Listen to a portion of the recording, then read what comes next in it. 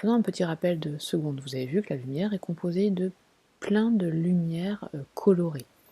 Et bien, en physique, on dit que ce sont des radiations lumineuses. C'est ce que l'on voit lorsque la pluie décompose la lumière du soleil en ces différentes radiations. Et donc ces radiations sont caractérisées par une grandeur qu'on appelle en physique la longueur d'onde.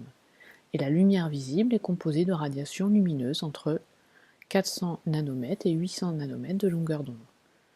Avec les plus petites longueurs d'onde, ce sont des radiations plutôt violettes, et les grandes longueurs d'onde, des radiations rouges.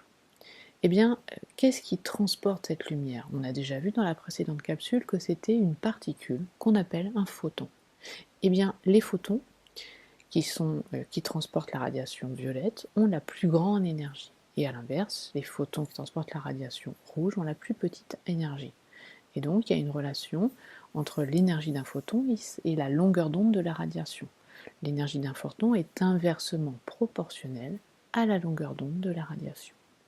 Voilà la formule qui permet de calculer l'énergie d'un photon, associée à la longueur d'onde de la radiation, avec H, une constante, c'est la constante de Planck, et C, vous connaissez, c'est la vitesse de la lumière, 3 10 puissance 8 mètres par seconde. Alors, vous devez être capable de calculer l'énergie du photon associée à une radiation, par exemple de longueur d'onde 650 nanomètres. Comment faire? Eh bien, on applique la formule, on remplace par les deux constantes. 6,62 10-34, c'est la valeur de la constante de Planck qu'on vous donnera. 3 10 puissance 8, la valeur de la vitesse de la lumière. La longueur d'onde, bien sûr, on l'a mis en mètres, donc 650 fois 10 puissance moins 9. Et une énergie s'exprime en joules. Voilà l'énergie du photon associé à la radiation de longueur d'onde 650 nanomètres. Bien sûr, à l'inverse, vous devez être capable de calculer la longueur d'onde de la radiation si on vous donne l'énergie d'un photon. Par exemple, si le photon a 3,64 fois 10 puissance moins 19 joules. On prend la relation, on transforme la relation littérale et on fait l'application numérique.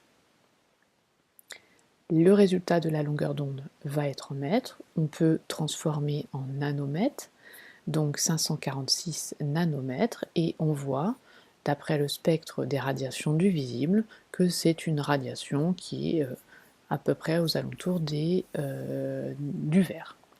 Voilà, donc que devez-vous retenir dans cette capsule? Eh bien, bien sûr, la relation qui permet de calculer l'énergie d'un photon associé à une radiation, avec, bien sûr, les unités, une énergie en joules, une longueur d'onde en mètres, vitesse de la lumière, constante de Planck, seront des grandeurs qui vous seront données.